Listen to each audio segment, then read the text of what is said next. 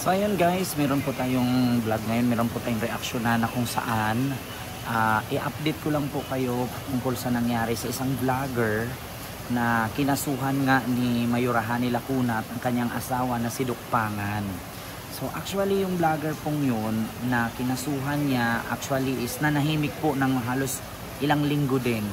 Kasi kinasuhan po nila ito ng cyber libel patungkol nga sa City Health ng Maynila na kung saan nahihirapan daw yung mga manggagawa sa Maynila na kumuha ng health permit. So dahil po doon, kinasuhan po ito ng asawa ni Mayorahani Lacuna na si Dukpangan, kinasuhan siya ng libel or libelous daw. So para sa akin, no, kapag ikay nagkaso ng libel, madaling salita, napapahiya ka. Kaya po yun ay nakasuhan ng libel. So ito po, ang mag-i-explain po mismo dyan ay mismong yung vlogger na kinasuhan nila na si Eli San Fernando. So meron po akong vlog na ipakita or video ni Eli San Fernando. Ini-explain niya kung bakit siya kinasuhan ng asawa ni Mayorahani Lacuna na si Dukpangan. So after nung vlog niya na in-explain niya kung bakit siya kinasuhan, naglabas siya kamakailan lang, siguro 3 days ago, ng update na ang kaso niya ay biglang nasa korte na, nasa taas na, minadali. Kasi alam nyo po, meron pong rason. Kaya po minadali ang kaso nung vlogger na yon na si Eli San Fernando kasi tatakbo pala itong sa Kongreso, papasok pagka-congressman. Ayan po siya, kung nakita nyo, si Eli San Fernando, TikToker, no? Sikat siya sa TikTok na tatakbo sa Kongreso. Kaya minamadali po nila na iakyat yung kaso para ma-disqualified siya pagtakbo bilang congressman. So kaya nga lang nagkamali, naka-file na ng COC. So ito po, i-update ko po sa inyo kung bakit siya nakakasuhan. Meron pa akong video na ipapanood sa inyo. Ito po. Wait lang. Meron akong video na ipanood sa inyo, panoorin nyo po.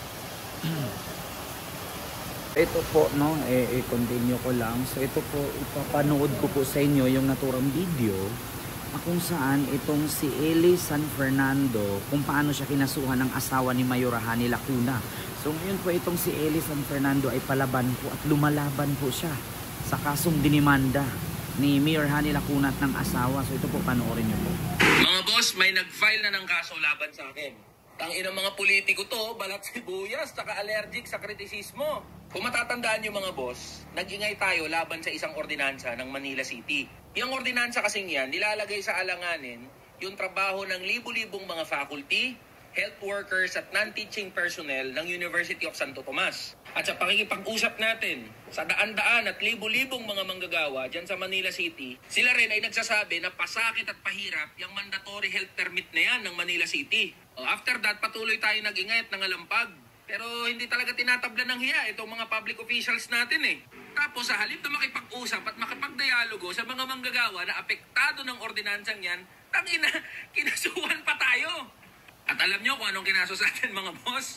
Cyber libel. Sus naman, lumang tugtugin na yan. Di na bago yan mga boss. Alam naman natin na ginagamit at wini-weaponize ng mga politiko yung libel at cyber libel para patahimikin yung mga kritiko. Lalong-lalo na yung ordinaryong mamamayan na magsalita laban sa kanila. Kaya nga marami sa atin natatakot magsalita at magpahayag ng opinyon. Kasi magsasalita ka lang, magrereklamo at magbibigay ng opinyon mo. Hahablahan ka ng mga tanginang politiko na yan ng libel at cyber libel. Nakakalimutan ata ng mga politikong to tsaka ng mga public servants na to kung ano nakasulat sa konstitusyon. Article 11, Section 1 of the 1987 Constitution. Public office is a public trust. Officers and employees must at all times be accountable to the people. O bakit balat sibuyas kayo kapag may nagsasalita at nagrereklamo na mamamayan? At alam nyo ba na signatory ang bansa natin sa International Covenant on Civil and Political Rights na nag-i-ensure at nagpoprotekta sa karapatan nating mamamayan na magsalita at magpahayag ng ating saloobin, lalong-lalo na sa mga public officials. Kaya kung nasaktan at umiiyak ka dahil sa pag-iingay at pangangalampag namin, ibig sabihin ba niyan, totoo yung sinasabi at tinatanong namin? Siyempre magtatanong kami dahil public officials kayo. At kung tingin mo mapapatahimik mo ko dahil sa sinampa mong kaso na cyber libel, ulol! Kayo mga politiko kayo, putang ina nyo. Mag-iingay at mangangalampag pa ako lalo para patunayan at isampal sa mga pagmumukha nyo na hindi habang buhay takot at tahimik ang ordinaryong mamamayan. So ayun po, napanood nyo po, yun po yung dahilan kung bakit nakasuhan itong si Eli San Fernando ng asawa at ni Mayor Hani Lacuna at ni Doc Pangan dahil sa nasilip kasi nitong TikToker, vlogger na si Eli San Fernando itong problema nga sa City of Maynila or sa health permit, no? So ngayon ipapakita ko sa inyo yung naturang update na kung saan ay palaban itong si Eli San Fernando at kasi tumatakbo pala itong kongresista, pumasok pagiging congressman. Kaya din siguro ito yung rason na minamadali ang kaso at nasa taas na nga, nasa korte na. Oo, so ang ginawa is minadali para ma-disqualified at hindi makapasa sa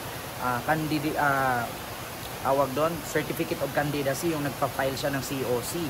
Kasi tatakbo ng congressman. So ito po yung part 2 at update dun sa kaso kung bakit ang bilis, no, at nasa korte na agad. Kamakailan lang yun siya kinasuhan. So ito po, panoorin nyo po. Mga boss, kumusta ang buhay-buhay natin dyan? Si Eli po ito, buhay, ligtas at pumapalag pa rin hanggang ngayon. 2 linggo na mga boss mula nung huli ako nag-upload ng content dito sa TikTok at sa ibang social media platforms ko. Ang rason dyan mga boss ay dahil indicted ako sa isa sa mga kaso na sinampa laban sa akin. Ang ibig sabihin niyan, nakakita ng probable cause ang prosecution sa sinampang cyber libel case laban sa akin. Kaya ngayon, mula sa prosecutor's office, itinaas na sa korte yung kasong hinaharap ko. Kaya ginamit natin yung ilang linggo para makipag-usap sa ating mga abogado, supporter at mga kaibigan para maghanda dito sa kaso na to at sa mga kasong hinaharap at maaaring harapin pa sa mga susunod na araw.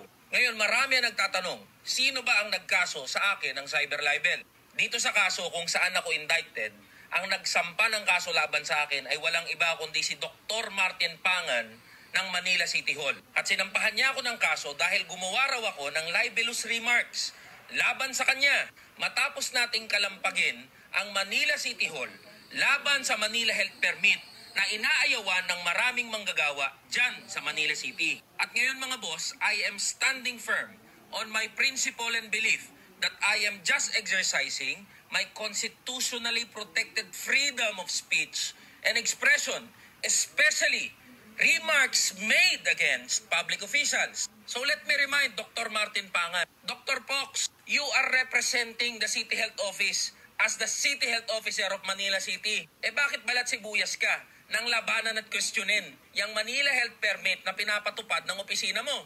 And for you to say that you were humiliated because of the remarks made against you, bakit tinanggap mo pa ang pagiging City Health Officer kung allergic ka sa mga kritisismo laban sa opisina mo? Kaya mga boss, lagi kong sinasabi sa inyo, hindi ko atrasan tong kaso na to.